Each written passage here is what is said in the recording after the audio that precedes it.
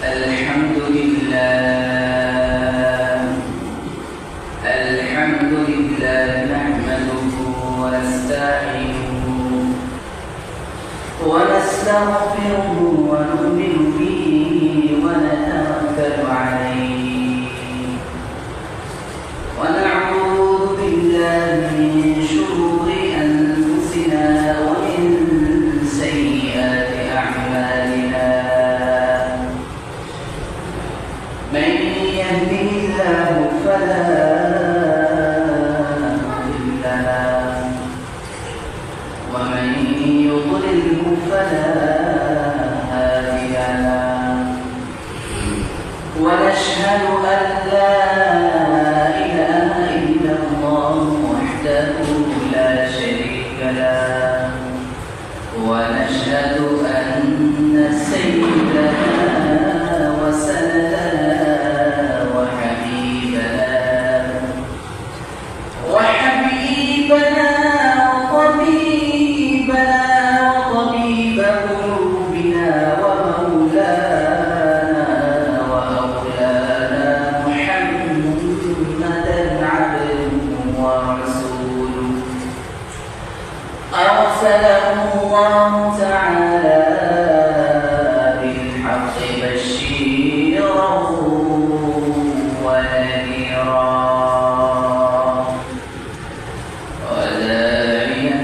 الله بإذنه وسراجا منيرا اللهم صل على محمد وعلى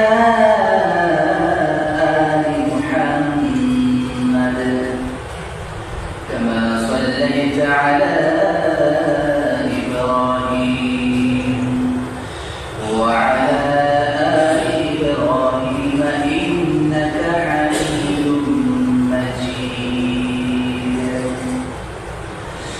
اللهم بارك على محمد وعلى آل محمد كما باركت على إبراهيم وعلى آل إبراهيم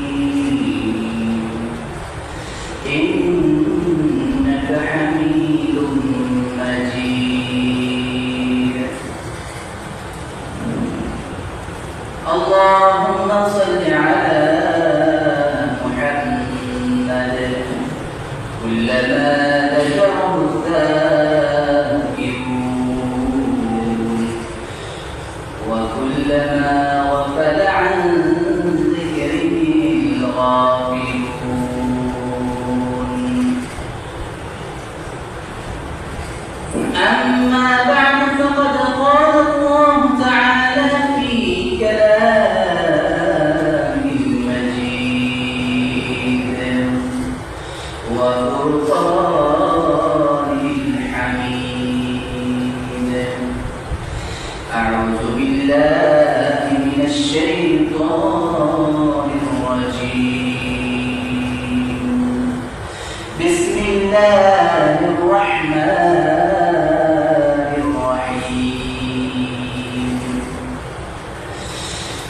لن ينال الله لحومها ولا دماؤها ولكن يناله التقوى منكم صدق الله العظيم الحمد لله মহান আল্লাহ পাকের দরবারে লাখ কোটি শুকরিয়া যে আল্লাহ পাক রব্বুল আলামিন আমাদেরকে রহমত করে আল্লাহর পবিত্র ঘর মসজিদে পবিত্র সালাতুল জুমা আদায় করার জন্য আসার তৌফিক দান করেছেন। এই জন্য আল্লাহ পাকের দরবারে দিল থেকে শুকরিয়া আদায় করি বলে আলহামদুলিল্লাহ।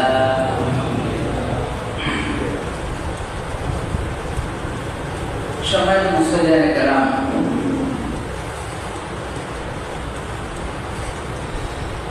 আমরা সবাই জানি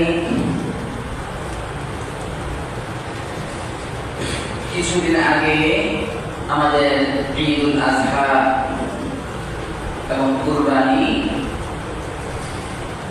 অতিক্রম করেছে, আমরা অতিক্রম করেছি। ঈদুল আজহা পালন করেছি এবং কুরবানি দিয়েছি। আমরা যে কুরবানি দিলাম, এই কুরবানি থেকে আমরা কি শিক্ষা পেলাম, আমরা কি শিক্ষা গ্রহণ করতে পারলাম? আজকের সংক্ষিপ্ত আলোচনার বিষয়বস্তু হলো কুরবানি থেকে শিক্ষা, অর্থাৎ কুরবানি আমাদেরকে কি শিক্ষা দেয়, কুরবানি থেকে আমরা কি শিক্ষা গ্রহণ করতে পারি। আসলে কুরবানি একটা গুরুত্বপূর্ণ একটা ইবাদত এবং প্রতিটি ইবাদতের মধ্যে রয়েছে বান্দার জন্য কিছু গুরুত্বপূর্ণ শিক্ষা। অতএব কুরবানির মধ্যে রয়েছে অনেক গুরুত্বপূর্ণ কিছু শিক্ষা। আমরা একটু খেয়াল করে দেখি, আমরা যে কুরবানি করেছি, কুরবানি দিয়েছি, হৃষ্টপুষ্ট মোটা তাজা এবং ভালো দেখে কুরবানি করেছি, লক্ষ টাকা খরচ করেছি এই কুরবানির পিছনে। আমরা কি এই কুরবানি যে দিয়েছি এটা কি একমাত্র আল্লাহর জন্য করতে পেরেছি কিনা? না, রিয়া লোক দেখানোর জন্য হয়েছে। সাধারণত মানুষের রিয়া বা লোক দেখানোটাই অনেকে পছন্দ করে, যে আমার কুরবানির গরুটা তার থেকে দাম বেশি এবং মোটা তাজা এবং বড়, গোশত বিক্রি বেশি, দেখতেও সুন্দর, এই নিয়ে একটু গল্প করে। এবং কি একজনের গরু আরেকজনের কাছে কি করে, মোবাইলে ছবি তুলে পাঠিয়ে দেয়, তোমার গরুটা কেমন দেখি। আসলে আমরা লৌকিকতা নিয়ে আমরা ব্যস্ত থাকি, কিন্তু আমরা কি এটা খেয়াল করি না? আমরা যে পশু কুরবানি দিয়েছি, কিন্তু আমরা কখনো কি মনে করি যে মনের পশুটাকে কুরবানি দিতে পেরেছি কিনা, মনের পশুকে কুরবানি দিয়েছি কিনা? মুহতারাম হাজিরিন, একজন মুমিনের প্রতিটি কাজ হতে হয় লিওয়াজহিল্লাহ, আল্লাহ তাআলার জন্য, আল্লাহ তাআলার খুশির জন্য, রাজির জন্য, আল্লাহ তাআলার একমাত্র আল্লাহ তাআলার সন্তুষ্টি অর্জনের জন্য। কুরবানি থেকে আমরা 5টা শিক্ষা গ্রহণ করতে পারি। কয়টা শিক্ষা বলেন? 5টা। 1 নম্বর শিক্ষা হলো তাকওয়ার শিক্ষা, সহিহ নিয়ত এবং তাকওয়ার শিক্ষা। আমরা সবাই জানি প্রতিটি কাজে নিয়ত আমাদের সহিহ করে নিতে হয়।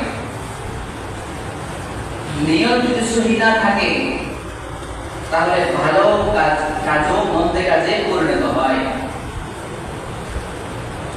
হাদিস শরীফে আছে ইন্নামাল আ'মালু বিন্নিয়াত, প্রতিটি আমল কাজ নিয়তের উপর নির্ভরশীল। কুরবানি যে আমরা দিব, আমাদের নিয়ত যদি ঠিক না থাকে কুরবানি তো সহিহ হবে না। এজন্য কুরবানি দেওয়ার জন্য সহিহ কি শর্ত, কি সহিহ নিয়ত হওয়া, নিয়ত সহিহ হওয়া। তাই কুরবানি কিন্তু আমাদেরকে সহিহ নিয়তকে শিক্ষা দেয়, নিয়ত সহিহ করাকে শিক্ষা দেয়। আরেকটা শিক্ষা হলো তাকওয়া, তাকওয়া শিক্ষা। এই বিষয়ে কোরআন কারীমে সূরা হজের 37 নম্বর আয়াতে আল্লাহ তাআলা বলেন, লা ইয়ানালাল্লাহু লুহুমুহা ওয়ালা দিমাউহা ওয়ালাকিন ইয়ানালুহু তাকওয়া মিনকুম। আল্লাহ তাআলা বলতেছেন, আল্লাহ তাআলার কাছে তোমাদের এই কুরবানির পশুর গোশত গোশত এবং রক্ত কিছুই পৌঁছে না, কিছুই কি আল্লাহ তাআলার দরবারে পৌঁছে না।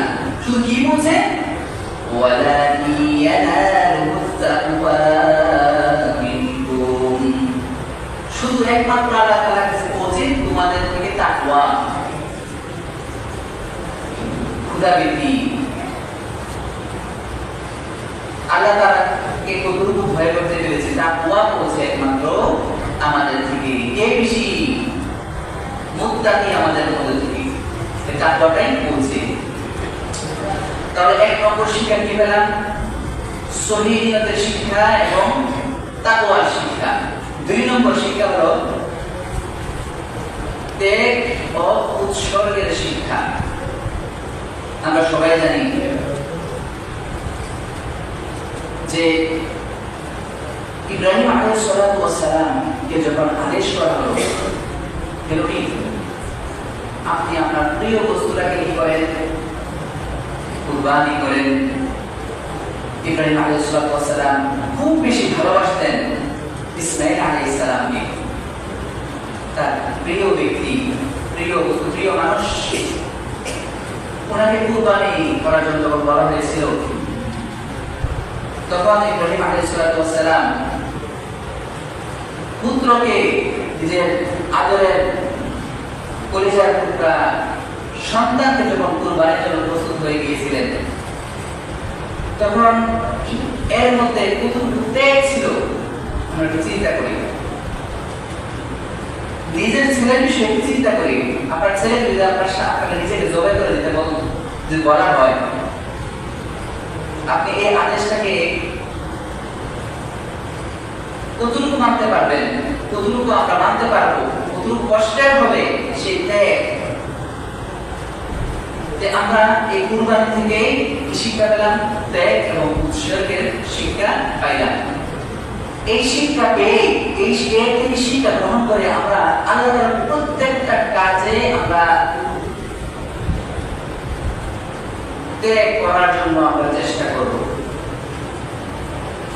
কষ্ট করার জন্য আমরা চেষ্টা করব। যত কষ্টই হোক আল্লাহর প্রতিটা হুকুম কি করতে হবে, মানতে হবে। এটা হলো 2 নম্বর শিক্ষা। 3 নম্বর শিক্ষা হলো কুরবানি থেকে 3 নম্বর শিক্ষা হলো সবরের শিক্ষা, ধৈর্য বা সবরের শিক্ষা। আমরা জানি যে সফলতা অর্জন করতে গেলে, প্রতিটি কাজে সফলতা অর্জন করতে গেলে ধৈর্য লাগে। আপনি ধৈর্য ছাড়া কোন কাজে সফলতা অর্জন করতে পারবেন না। প্রতিটি কাজে ধৈর্যের প্রয়োজন হবে, সবরের প্রয়োজন হবে। ধৈর্য ছাড়া কোন কাজে আপনি সফলতা অর্জন করতে পারবেন না। ইব্রাহিম আলাইহিস সালাতু ওয়াস সালাম আল্লাহ তাআলার রাজি খুশির জন্য, আল্লাহ তাআলার আদেশ পাওয়ার আল্লাহ তাআলা যখন হুকুম করেছিলেন যে সন্তানকে কুরবানি দেওয়ার জন্য, তখন ইব্রাহিম আলাইহিস সালাতু ওয়াস সালাম সবর করলেন, ধৈর্য ধারণ করলেন। ধৈর্য ধারণ করে আল্লাহ তাআলার আদেশ পালন করার প্রাণপণ চেষ্টা করেছেন এবং কি আদেশ পালনও করেছেন। আমরা সবাই জানি যখন চোখ বন্ধ করে যখন ছুরি চালিয়েছেন, তখন সেই জায়গাতে জিবরাইল আলাইহিস সালাম একটা দুম্বা রেখে, যার কারণে ওই ইসমাঈল আলাইহিস সালাম কুরবানি হননি, জবে হননি, এই জায়গায় দুম্বা জব হয়েছে। দেখেন কতটুকু পরীক্ষা করেছেন এবং তিনি আল্লাহ তাআলার আদেশের প্রতি কতটুকু ধৈর্য ধারণ করতে পেরেছেন। তো এই কুরবানি থেকে আমরা আরেকটা শিক্ষা পাই, শিক্ষা সবরের শিক্ষা, ধৈর্যের শিক্ষা। তাহলে কুরবানি থেকে 3 নম্বর শিক্ষা কি পেলাম, সবরের শিক্ষা বা ধৈর্যের শিক্ষা। 4 নম্বর শিক্ষা শর্তহীন আনুগত্যের শিক্ষা। কুরবানি থেকে আমরা আরেকটা শিক্ষা পাই, সেটা হলো শর্তহীন আনুগত্যের শিক্ষা। আল্লাহ তাআলা যখনই কোনো বান্দাকে যে কোনো কাজের আদেশ করেন, শর্তহীন ভাবে সে আদেশ পালন করতে হবে। শর্তহীন আনুগত্য যাকে বলে,